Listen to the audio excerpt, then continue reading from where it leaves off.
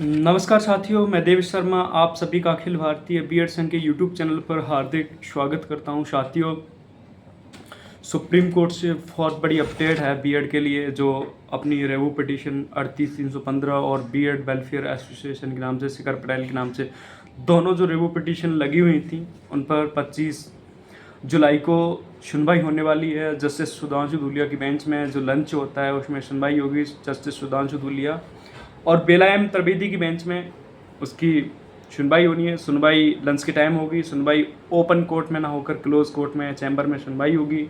ये तो उनको लगता है पॉइंट अच्छे हैं, फाइल पर सुनवाई होनी चाहिए, इस मैटर में कमियां रह गई हैं तो वो आगे भी इस मैटर को नोटिस सभी पार्टियों को इशू कर सकते हैं और सुनवाई आगे हो जाएगी इस मैटर पे।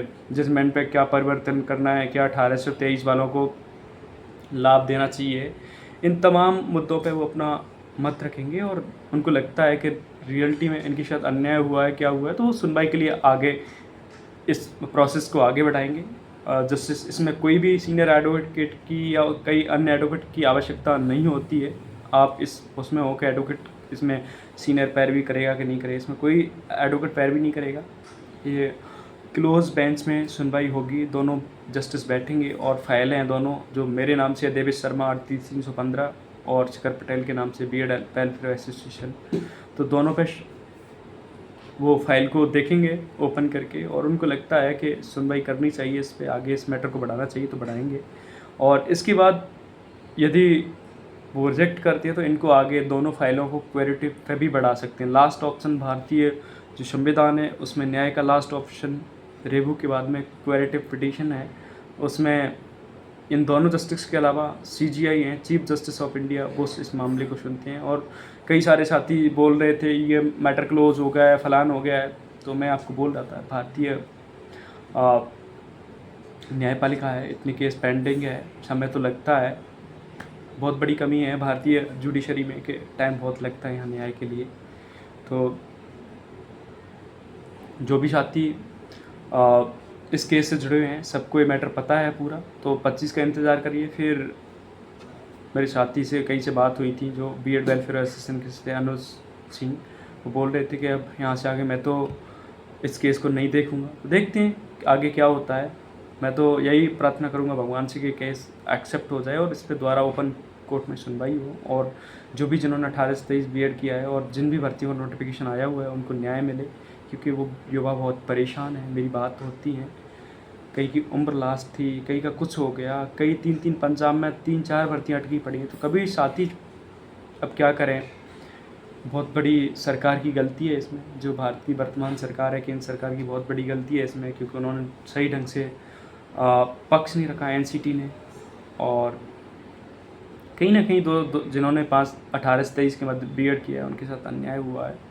अगर सरकार ऐसे डिस्प्यूटेड नेम नहीं लेके आती तो जिनको डीएलएड करनी होती या कोई और डिप्लोमा करना होता कर लेते, जैसे बीटेक वाले लोग हैं।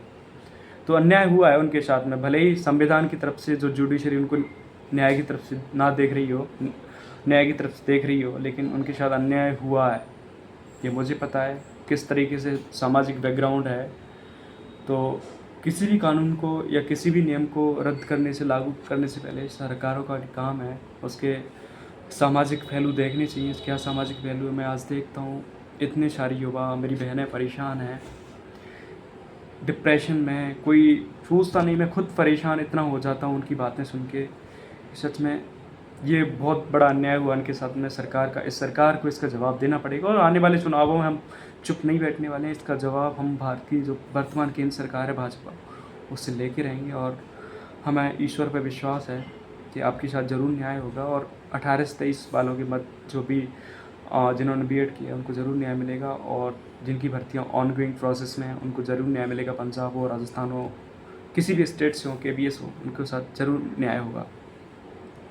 क्योंकि एक तरफ तो अब कल मीटिंग हुई है एनसीटी की, ब्रिज कोर्स से स्टार्ट कर रहे हैं जिनके लिए अपॉइंटेड हैं, क्या इनके लिए ब्रिज कोर्स नहीं स्टार्ट हो सकता? ये दोहरे मापदंड कहाँ से आते हैं?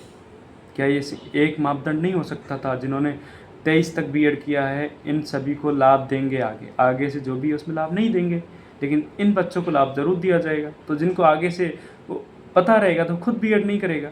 तो सरकार को पता रहना चाहिए इस बात का, और आज क्या वर्तमान हालत है बीएड वालों की देश में। यूपी में सारी कॉलेज की सीट खाली है। मैं कई स्टेट में देखता हूँ डीएलएड की कॉलेजों की फ़ीस इतनी हाई कर दी है। जजमेंट के बाद में पहले 40,000 फ़ीस थी, आज उनकी 1-1 सवा लाख फ़ीस कर दी है। तो सरकार को इस बात में इंटरप्ट करना पड़ेगा कि ऐसे डिस्प्यूटेड नेम क्यों आए, इन पे पुनर्विचार सरकार को करना पड़ेगा और सरकार को ऐसे नियम लगाना पड़ेगा जिससे इस तरीके से नियम खारिज ना हो, युवा परेशान ना हो। नहीं तो आने वाले चुनावों में सरकार को इसका बहुत बड़े तरीके से भुगतान करना पड़ेगा, क्योंकि युवा क्या कर सकते हैं। युवा के पास आंदोलन का पैसा नहीं है।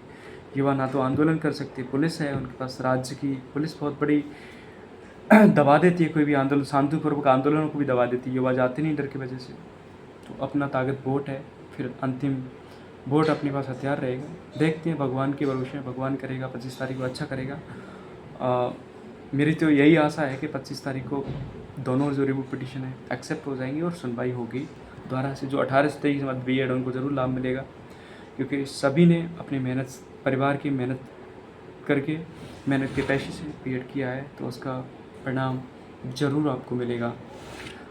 अगर कोई साथी यूट्यूब चैनल पर नया है तो यूट्यूब चैनल को सब्सक्राइब कर लें, सभी साथियों को शेयर कर दें इस वीडियो को। आगे कोई भी अपडेट आती है तो मैं आपको बताता रहूँगा। सभी साथियों को धन्यवाद। जय हिंद, जय भारत।